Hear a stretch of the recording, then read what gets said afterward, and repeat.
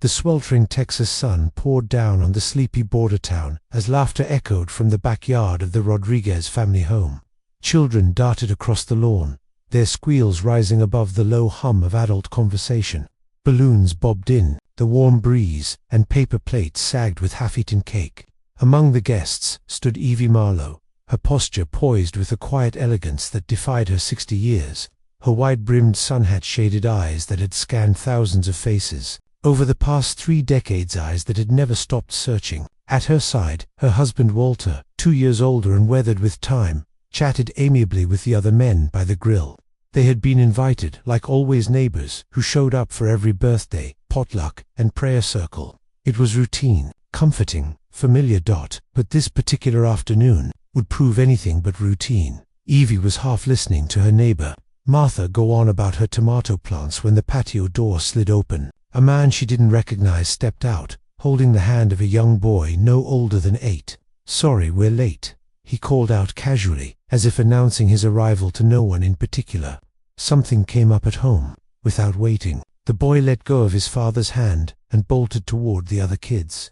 That's when time seemed to stop. Evie's breath hitched. The boy's outfit, green checkered overalls with vivid yellow straps over a long-sleeved shirt, was unmistakable. It was the same as what her sons had worn the day they disappeared.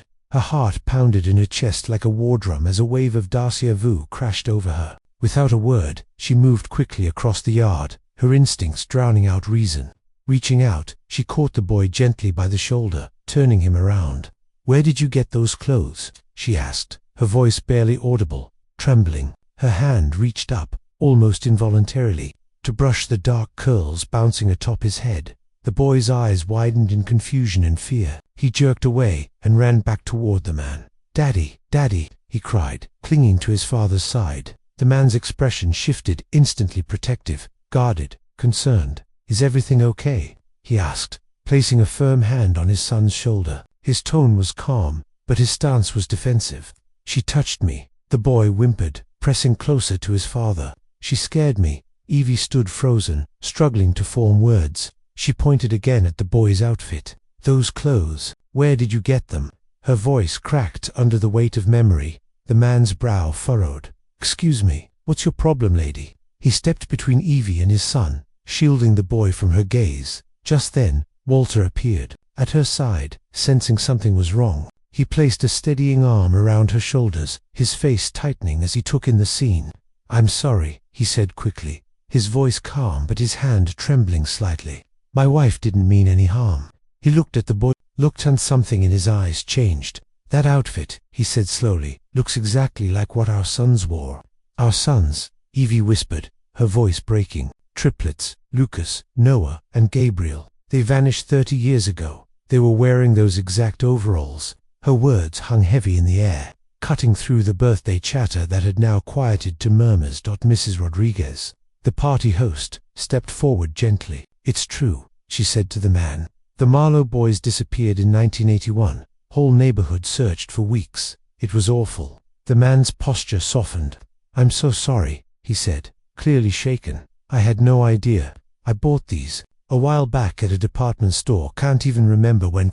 Still trembling, Evie pleaded, "Please, I just want to look at the tag, just to see if it's the same brand, that's all." But Walter held her back gently. "Evie, sweetheart, he's not Lucas, or Noah, or Gabriel. Let's not scare the child." He turned to the man, offering an apologetic nod. "I'm sorry for the confusion. This has just been hard." Mrs. Rodriguez reached for Evie's hand. "You look pale, dear. Maybe it's time to go home and rest." Walter nodded in agreement, whispering a quiet thank you. He placed a hand on Evie's back and led her away from the party, offering a respectful farewell to the man and his son. The sun dipped lower on the horizon as they left behind the chatter and laughter. But the haunting image of that boy's outfit and the memories it resurrected clung to them like a shadow refusing to fade. "I'm truly sorry for upsetting your wife," the man said with heartfelt sincerity. "We're new to the neighborhood and thought the birthday party would be a good way to meet everyone." Walter offered a reassuring smile and placed a steady hand on the man's shoulder. "It's not your fault," he said warmly. Then, gently guiding Evie away, he supported her as they quietly made the 3-block walk back to their home. The street, once alive with the cheerful sounds of children playing, now seemed heavier, muted under the weight of old memories suddenly unearthed. Inside the house, Walter helped Evie settle onto the sofa, then disappeared into the kitchen to make her a calming cup of tea. When he returned, he placed the warm mug in her hands, helping her take a careful sip. Her eyes, glassy with emotion, met his. "I didn't mean to scare that little boy," she said, her voice cracking. When I saw those clothes. Walter nodded, sitting beside her, his hand resting over hers. "I know. You had an anxiety attack. It's okay. I can't forget them, Walter," she whispered, tears spilling down her cheeks. Even after 30 years, Walter squeezed her hand gently. They'd be grown men now, all three of them. Evie looked away, ashamed. "I feel so embarrassed, like I'm always dragging the past into the present, making people uncomfortable." Walter's voice was firm, but kind. "Evie, we don't have to forget our sons. I was shocked too when I saw that boy's clothes, green checkered overalls, yellow straps, long sleeves. It was like a ghost walking past." She straightened up, suddenly determined. "I want to see the photos again, Walter, the ones of them in those outfits." He hesitated. "They're in the box, in the attic. We haven't opened it in over 20 years. Please," she said, softly, "if it'll help me calm down." He sighed, but gave a small nod. Moments later, she heard the creak of the attic ladder and the soft thuds of his footsteps above. When he returned, he carried a dusty cardboard box, placing it carefully on the coffee table. He wiped off the dust with a hand towel, and together they peeled back the lid. Inside lay the frozen fragments of a lost childhood: tiny baseball gloves, small plastic toys, 3 identical teddy bears with worn ribbons, and crayon-colored homework papers marked with gold stars. Each object seemed to hum with memory, as if time had pressed pause decades ago. "The photo album should be at the bottom," Walter said, his voice thick with emotion. They gently removed each layer until the leather-bound album finally appeared. Walter lifted it carefully and placed it on his lap. Its cover was smooth from years of handling, even though it hadn't been touched in so long. Side by side on the couch, they opened it. The first photos showed 3 swaddled newborns, barely distinguishable from one another, then toddlers stumbling through their first steps, always together. Birthday parties, beach days, Halloween costumes, every page radiated the unbreakable bond of 3 boys who had come into the world together and vanished just as inexplicably. "They were always so in sync," Evie whispered, tracing the outline of one photo where the boys were building a second castle, laughing under the sun. Finally, they reached the image that had burned itself into both their memories: the triplets, standing in front of their house, dressed in green checkered overalls with yellow straps and long sleeves. They grinned widely, arms slung around each other's shoulders. "This was taken the morning they disappeared," Walter said quietly, "just 1 hour before they were gone." Evie leaned in, inspecting every detail. "Look," she said slowly. "The boy at the party, his clothes were close, but not the same. The green's a different shade. His looked newer, more modern. The checkers were thinner too." Walter studied the photo. "You're right, similar idea, but not the same make. The straps are stitched differently too." Evie rubbed her temples, letting out a slow, shaky breath. "I feel awful. I must have scared that poor boy and his father." "What were their names again?" "The boy's name is Malvin," Walter replied, "and his dad is Rowan. They moved in about 3 months ago." "I think I should apologize," Evie said softly. "I must have terrified that child." They sat quietly, letting the moment settle. Then Evie smiled through her tears, recalling how Gabriel had insisted on wearing his overalls backward that day, until she convinced him otherwise, and how Noah had already managed to get a grass stain on his knee before breakfast. Walter chuckled softly and poured himself another cup of tea, the sound of the kettle filling the silence as the house wrapped around them still quiet. Just as Walter began to pour himself another cup of tea, Evie suddenly jabbed his arm, nearly causing the teapot to spill. "Walter, look at the background," she said urgently, pointing at the photo in his lap. Her eyes were wide, voice trembling, with the sharp edge of realization. "Isn't that the Cadillac Lucas was obsessed with?" Walter leaned in, setting the teapot aside, and narrowed his eyes at the image. There, tucked in the far edge of the frame, was the unmistakable front end of a reddish-brown Cadillac parked across the street. "You're right," he murmured, his memories stirring like dust from a forgotten attic. Lucas loved that car. All three of them did. They used to beg to get a look inside whenever they saw it. Evie nodded, her voice rising with urgency. That's Mr. Howard Fielding's Cadillac, their schoolteacher. He was so proud of that car. Said it was his most prized possession. Everyone at the school knew about it. Walter nodded slowly. Yeah, the kids thought it was the coolest thing they'd ever seen. We were such a tight-knit community back then. Everyone knew everyone. Evie turned the photo over, checking for any notes or markings, then back again, scanning every corner with fresh eyes. Are you absolutely sure this photo was taken? Morning they disappeared. Walter sat up straighter. Yes, I remember it clearly. We took the picture right before lunch. They went missing that afternoon. Evie's brow furrowed. But that doesn't add up.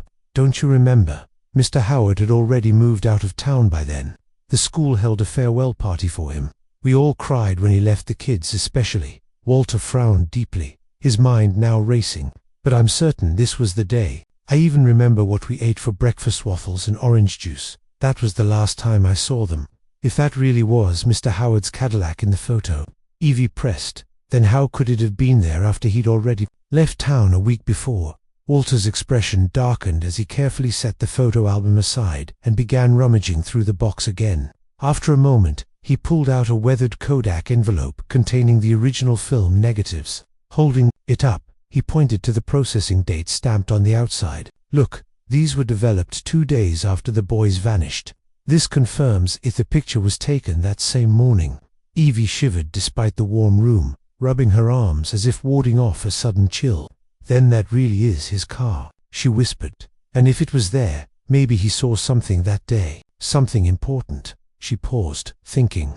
But the police never interviewed him. They never mentioned a word about talking to Mr. Howard. Walter placed a gentle hand on her shoulder. Evie, sweetheart, it might not even be his Cadillac. Could have been someone else's. A visitor, a family friend. We don't want to go chasing shadows again. But we knew every family on that block, she insisted. None of them owned a Cadillac. That car stood out like a red flag. If it wasn't his, then whose was it? Walter exhaled slowly, searching for the right words.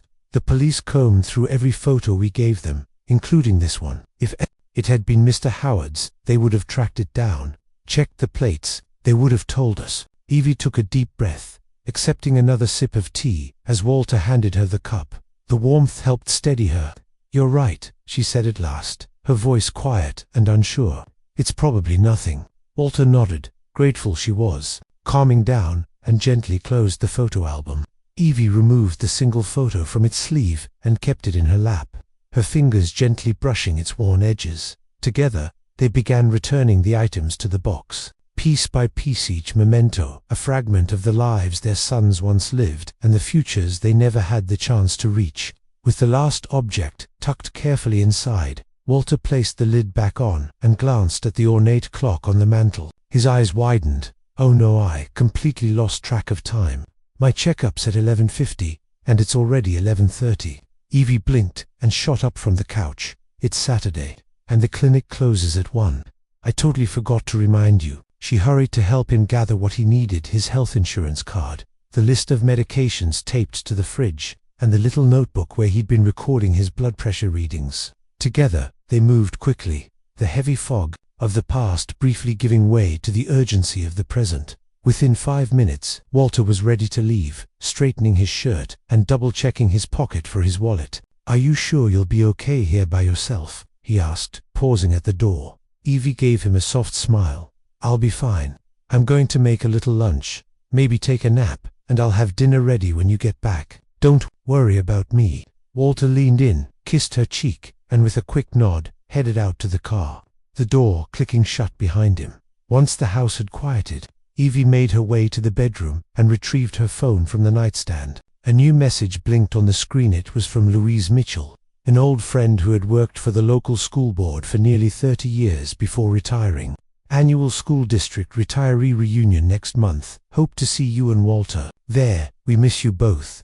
Evie sat down on the edge of the bed, her mind suddenly turning sharply. Louise had worked closely with school staff for decades. If anyone knew what had really happened with Mr. Howard Fielding, it would be her. Though Evie didn't want to believe anything questionable about Mr. Howard, the strange feeling she'd been carrying since seeing that Cadillac in the photo refused to loosen its grip. On impulse, she tapped Louise's contact and pressed call. "Evie, what a surprise," Louise answered warmly. "Did you get my message about the reunion?" "I did," Evie said. "Walter and I will try to make it. It's been too long. How have you been?"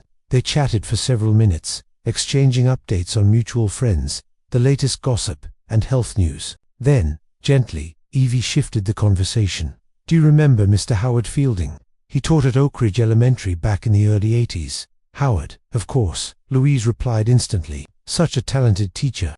The children adored him. Do you happen to know where he is now?" Evie asked, keeping her tone casual. "I recall he moved, but I can't remember where." There was a thoughtful pause.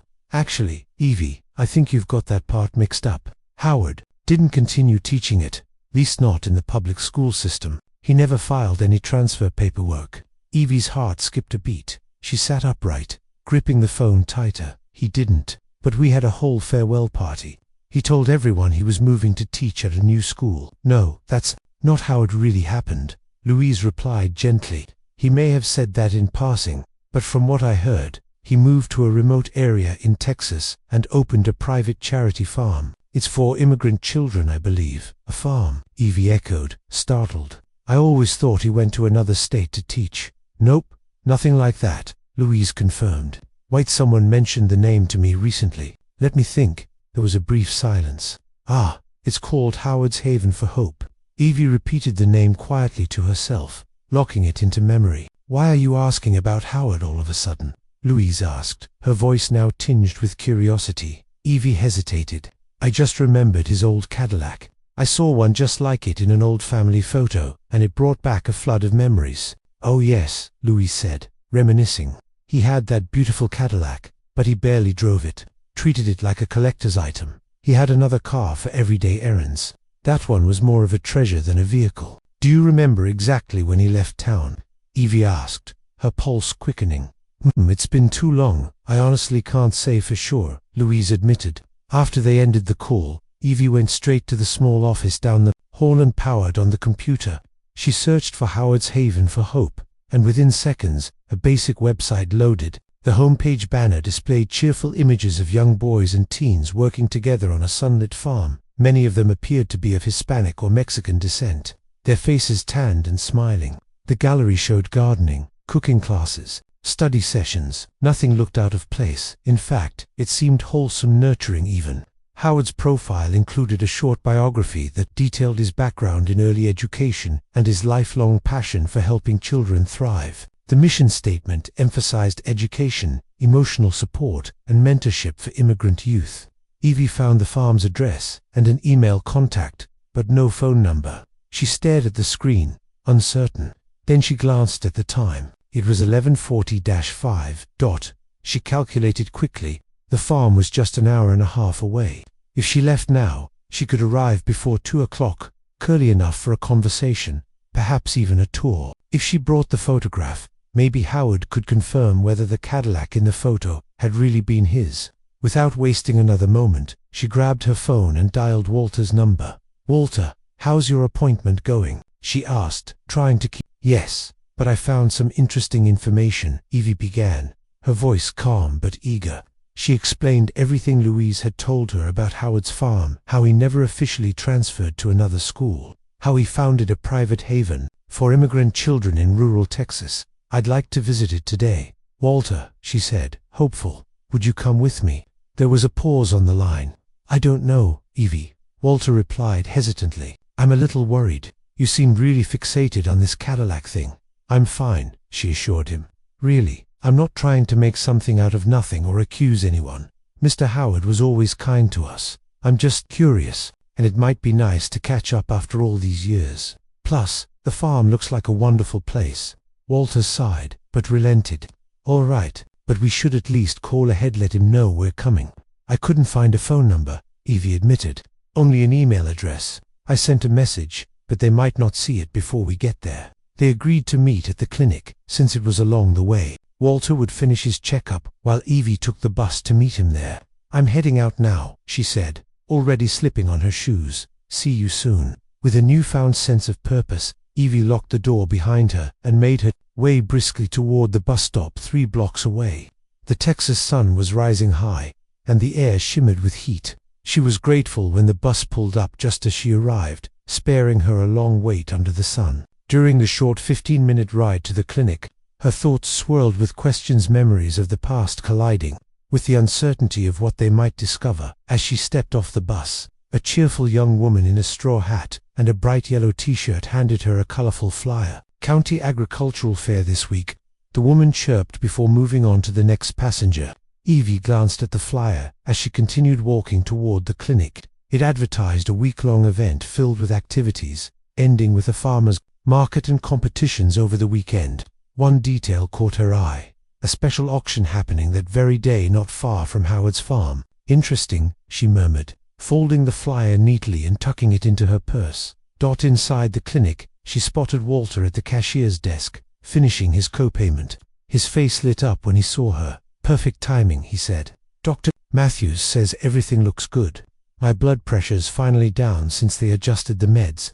"That's great news," Evie replied, genuinely relieved. "You ready for our little adventure?" Soon, they were on the road in Walter's sedan, following the GPS as it guided them away from the bustle of town into a quieter, rural stretch of countryside. The scenery shifted from suburban homes to open fields and patches of farmland. "Any response to your email?" Walter asked, keeping his eyes on the road. "Nope, nothing yet," Evie said, pulling the flyer from her purse. "But look at this, I picked it up at the bus stop. There's a big agricultural event happening this week, and today's auction is just down the road from Howard's farm." Walter glanced over as she held it up. "Huh, I wonder if he'll be there." "Could be," Evie said thoughtfully. "It's in the same general area, but let's visit the farm first, like we planned. We can always swing by the auction afterward." Walter nodded in agreement. After more than an hour of driving through increasingly remote backroads, they turned onto a long gravel driveway marked by a weathered wooden sign that read Howard's Haven for Hope. The road wound past a series of well-kept buildings, a large farmhouse, a few barns, and dormitory-style structures. The property looked peaceful, neatly maintained, but quiet, almost too quiet. As they parked and stepped out of the car, a young man emerged from one of the barns, wiping his hands on a towel. Walter raised a hand in greeting. "Hello there," he called. The young man, likely in his early 20s, approached them with a polite smile, his expression friendly and open. "Hi, can I help you? Here's your rewritten passage in the emotionally immersive scene-by-scene script format we've been using, complete with pacing, character voice, and a rising tone of quiet tension. Int. Walter and Evie's kitchen. Late Emirani. The wall clock ticks quietly. Evie stands near the window, phone pressed to her ear, her voice steady but laced with quiet urgency. "Evie, yes, ... But I found something. Louise called me back. She told me Howard never officially transferred to another school. He left town and started a private farm, a place for immigrant children." A pause. On the other end, Walter sighs. "Walter VOEV. I don't know. You're getting really wrapped up in this Cadillac thing." "Evie, I'm not trying to accuse anyone. I want to understand. Mr. Howard was always kind to us, but this farm, it's real. I found the address. I'd like to go there today. Will you come with me?" A beat of silence. Then, Walter VO, sighing. "Okay, but let's call ahead. Let him know we're coming." "Evie, I couldn't find a number. Just an email. I already sent a message, but they might not see it in time." Walter VO, "All right, meet me at the clinic after my appointment. It's on the way." Evie, already putting on my shoes. "See you soon, Ixt." Suburban street moments. Latter V walks briskly, the sun high and harsh. Her steps are purposeful. She reaches the bus stop, just as the city bus hisses to a halt. Climbs aboard. Her thoughts are racing. Int. City bus, CIONTINT, sits near the window, her hands resting in her lap. Her eyes are distant. Flash cuts. The old photograph. The reddish-brown Cadillac. Howard's kind smile. Decades ago. The faded faces of 2 missing boys. Ixt clinic. 15 minutes later, as Evie steps off the bus, a cheerful young woman in a wide straw hat thrusts a flyer into her hand. "Woman County Agricultural Fair. Special auction today." Evie barely nods, already moving toward the clinic entrance. She glances at the flyer as she walks. Her eyes linger on one detail, a location, an oxen. just a few miles from Howard's farm. Evie murmurs, interesting.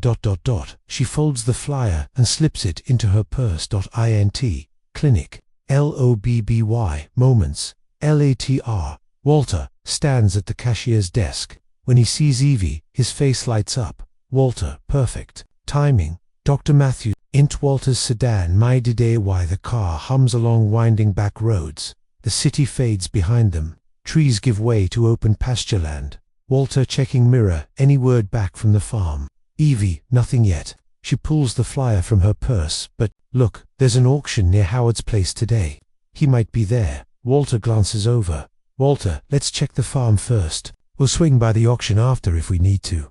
Evie nods, watching the landscape roll by, a patchwork of sunlit fields and silent barns. Rural, Texas, 90 minutes later. A gravel road appears, marked by a sun-faded wooden sign. Howard's Haven for HOP.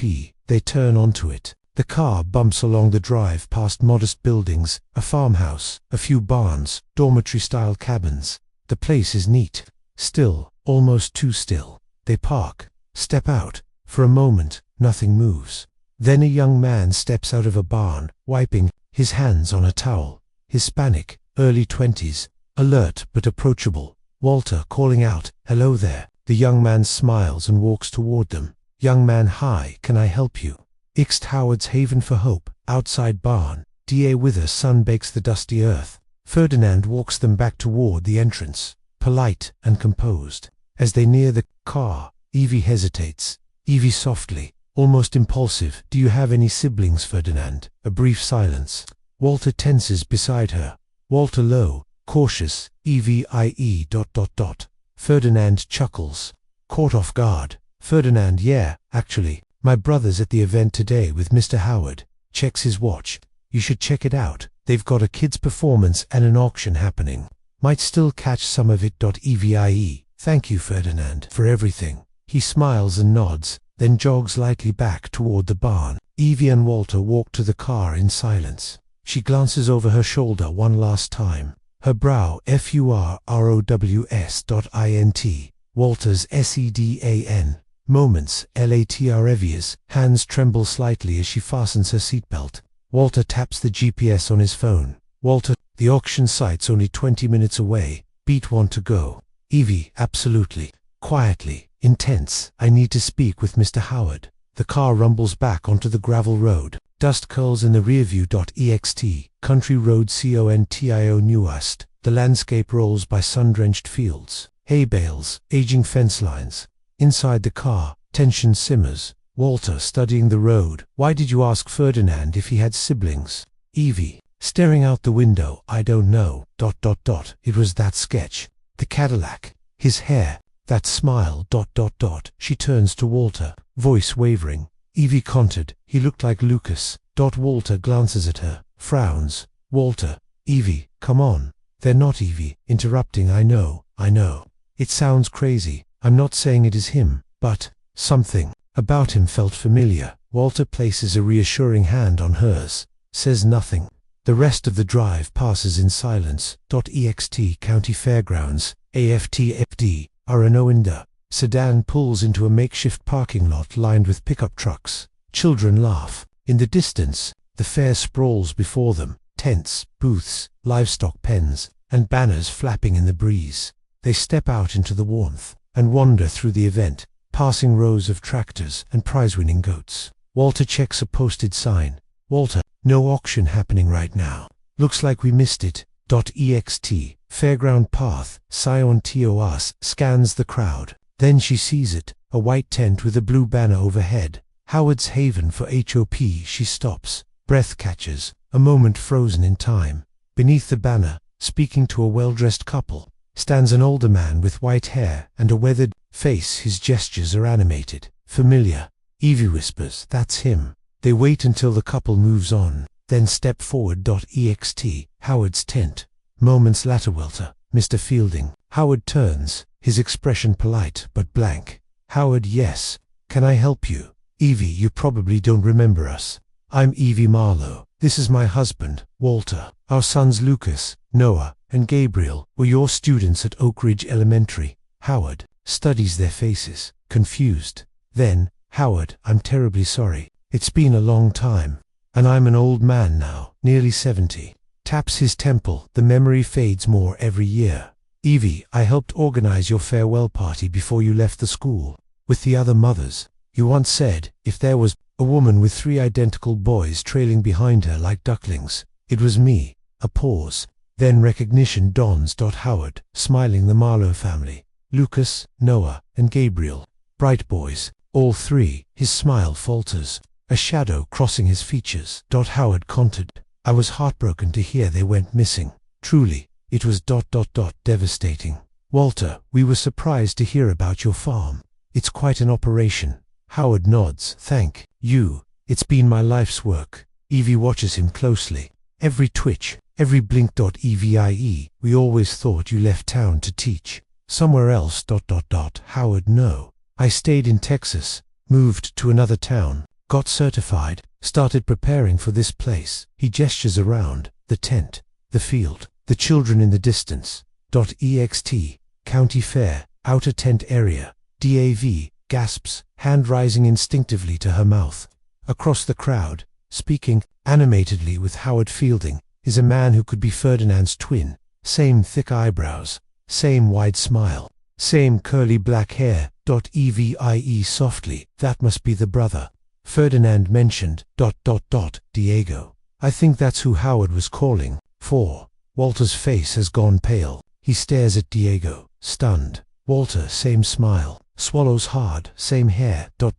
Evie whispers, could they be Lucas and Noah? Her grip tightens on Walter's arm. Her voice trembles. Evie countered, remember how Gabriel had the smaller eyes, the smaller build, and Noah, he had the thicker brows.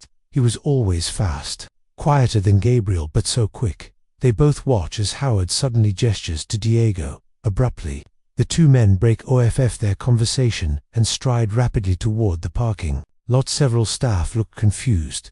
Evie alarmed, why are they in such a rush? She takes a step forward, urgency rising. Evie countered, we have to talk to him. Walter catches her arm, holding her back. Walter, Evie, wait, we could be wrong. If those 2 are Lucas and Noah, Gabriel should be here too. Evie hesitates, torn. Walter, can't, let's check the fairgrounds first. If Gabriel's here, we call the police. We do this the right way. Evie nods reluctantly. Ixt County Fair, various locations. Minutes later they weave quickly through the fairgrounds, scanning every booth and tent, eyes searching the crowd. Farmers, families, children, but no. Third man, Walter quietly, maybe we're wrong. Ixt Howard's Haven tent, moments later an older staff member, late 60s, is packing up materials, hands rough from decades of work. Evie approaches with forced calm. Evie, excuse me, we were at the farm earlier today. We met Ferdinand, then we saw another man here, looks just like him. Diego, I think. The old man looks up and smiles faintly. Staff member, yes, they're twins. Evie eyes widening, twins. Walter steps forward. The man chuckles. Staff member counted, well, actually, here's a fun fact. They're triplets. The third one works at Mr. Howard's private estate, not far from the farm. He's not here today. Evie and Walter freeze, stare at each other, faces painted with shock and dawning realization. Evie and Walter together, urgent, where is this estate? The man blinks, taken aback. Staff member, sorry, I can't give out the owner's private address. He hands them a brochure from a nearby box. Staff member counted, here's our main location and program info.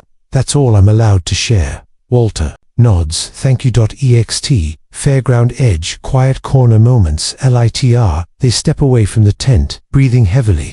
The fair noise fades in the background. Evie clutches the brochure like it might vanish. Evie voice shaking, triplets. Walter, they're triplets. And the right age. Ferdinand said he's been with Howard since he was 6. Walter running a hand through his hair. It can't be a coincidence. The Cadillac sketch. Howard's evasiveness. And now, This Evie's eyes brim with tears. Evie, our boys. After all these years, we might have found them. Ixt fair parking lot moments. Lat T. They sprint toward the car. No sign of Howard. No sign of Diego. Walter grim, they're gone. But if they're running, they're going to the one place they trust. He throws the car into drive. Walter conted, we're going back to the farm. Int. Walters, SEDAN. Moving minutes LATR. The car speeds down the dusty road. Evie fumbles with her phone. Dials 911. Dispatcher VO 911. What's your emergency? Evie, yes. I need to speak with a detective. It's about a cold case, missing children. From 1981. Brief static. Then, Detective Martinez, VO. This is Detective Martinez, Missing Persons Unit. Go ahead. Evie trembling. This is going to sound incredible, but my husband and I believe we've found our sons, Lucas, Noah, and Gabriel. They've been missing for over 30 years. The car speeds into the growing dusk. Taillights glowing against the Texas horizon. Ext rural road. Approaching Howard's Haven. DAW the tires crunch over gravel as Walter guides the sedan toward the farm. Phone on speaker between them. Evie interphone the photograph with the Cadillac. Finding Howard at the farm. And now, two men who look identical. And there's a third. They're the right age, -36. Same features, same eyes. She pauses, swallows. Evie conted. Howard Fielding took them. He was their elementary school teacher. He left the event the second we showed him the photograph. Detective Martinez, VOI, understand your concerns, Mrs. Marlowe, but I need you to promise do not confront Mr. Fielding. Let us question him first. We've already contacted the sheriff. Units should be on site in 10 minutes. Walter, we're almost there now. Ext, edge of farm property moments. LATR. Walter parks the car behind a cluster of trees. Hidden but with a clear line of sight. They cut the engine still. Silent. Time crawls. A distant car remains parked in front of the house. Then Evie there. The front door. Three figures emerge. Howard, Diego, and Ferdinand, moving fast. They toss bags into the trunk of Howard's car. Evie interphone they're leaving Howard, Ferdinand, and Diego. They're all getting into the car. Detective Martinez, VO, stay where you are. We've identified the farm's property records. It's under a different name. We're issuing warrants for both the farm and the private residence. Ext farm driveway seconds. LATR. Two sheriff's vehicles roared down the gravel drive, lights flashing. They block the exit just as Howard's car begins to move. Four deputies step out, cautious. Their hands hover near their holsters. Howard exits first, hands up, face twisted in confusion and indignation. Ferdinand and Diego follow, tentative, bewildered. One deputy speaks to Howard, who gestures toward the house, voice rising, arms flailing in frustration. Walter quietly. The sheriff seems unsure. Howard's got a reputation. Charity work. He probably built half the damn town. Evie leans forward, eyes burning. Evie, they're going to let him go. Walter, Evie, wait, too late. She flings open the car door and strides toward the group. Phone, still on, left inside the purse. Ext, farmyard, continues Evie shouting Howard Fielding. The deputies turn. Howard stiffens, recognizing her instantly. His eyes narrow. Deputy, ma'am, please return to your vehicle. We're handling this. Evie ignores him, reaches into her purse, pulls out a worn, creased photograph. Her hand trembles, but her voice is steel. Evie, if you're even thinking of letting this man go, then look at this. She holds the photo high, her voice rising for all to hear. Evie can't. These are my sons, Lucas, Noah, and Gabriel Marlowe. They vanished on June 12, 1981. She turns, points to Ferdinand and Diego. Gasps ripple through the bystanders. Evie can't. And here, are two of them, standing right in front of you. Ferdinand steps forward, slowly, staring at the photo. Ferdinand softly, that's us. With Marco. Diego joins him. Both peer at the image. Three smiling boys in green checkered overalls, standing in the sunlight of another life. Ferdinand can't. Is there a third brother? Silence. The wind rustles through the trees. One deputy lowers his hand from his beltevie. His name is Gabriel. Walter appears beside her, tears brimming. Howard says nothing, his jaw clenched tight, eyes darting between the face. Exter farmyard continuous tense. Hush hangs over the group. One deputy steps forward, eyes narrowed. Deputy, are these men your sons? Ferdinand and Diego both nod, still fixated on the photo. Three boys frozen in time, grinning in matching overalls. Howard voice rising, I did nothing wrong. I saved these boys. They were abandoned, thrown away like garbage. Evie, her voice breaks. They were our children. Howard, they disappeared while playing in our front yard. We searched for them for years. She steps closer, holding up the photograph. Again, points to the blurred shape behind the children. Evie countered. That's your Cadillac, isn't it? The same one you still drive. Howard clenches his jaw. Silent. Diego softly. It's in the garage. He never got rid of it. Ferdinand turns to Evie, hesitant. Ferdinand, are you really our parents? Evie and Walter together. Tears welling. Yes. Evie. We were never in prison. That was his lie. You've all grown so beautifully, just like we always believed you would. Diego staggered. We're 36 years old now. Evie.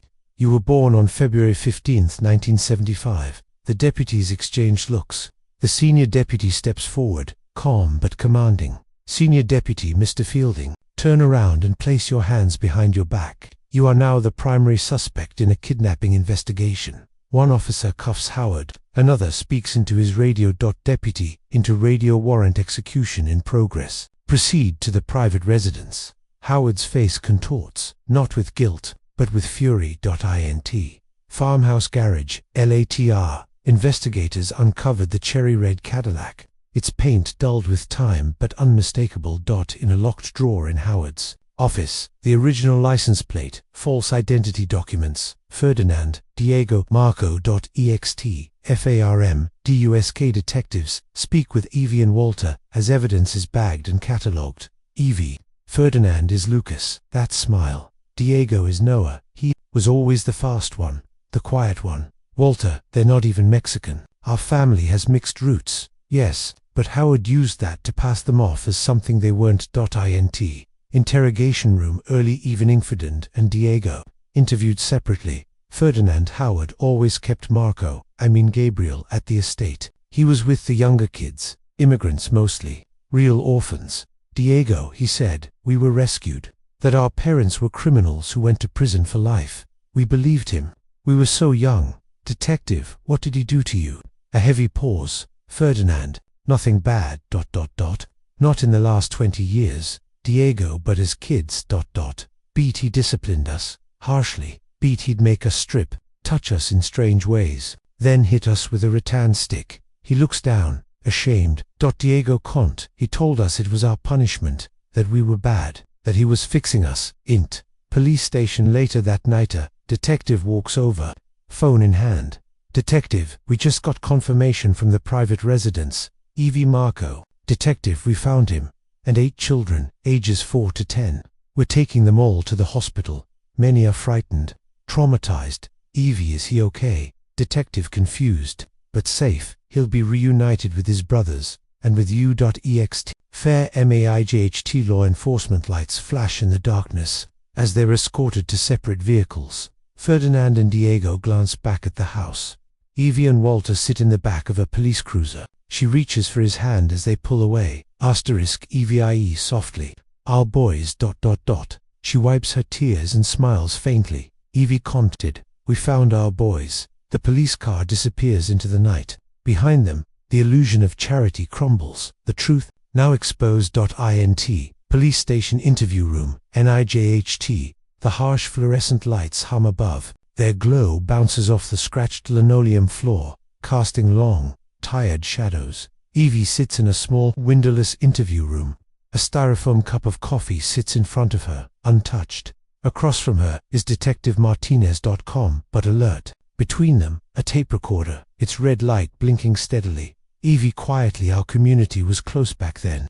Everyone knew everyone. Mr. Howard, he was beloved. The boy's favorite teacher. She clasps her hands tightly in her lap.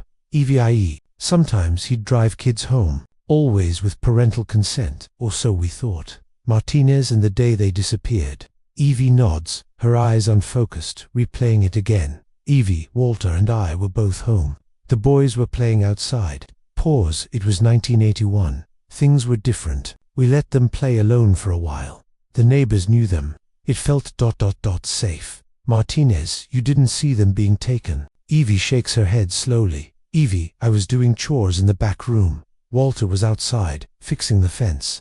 Beat one moment they were there, chasing each other on the grass. Her voice cracks, and then they were gone. Int. Police station. Adjacent room moments later. Walter enters. Detective Martinez looks up and nods for him to sit beside Evie.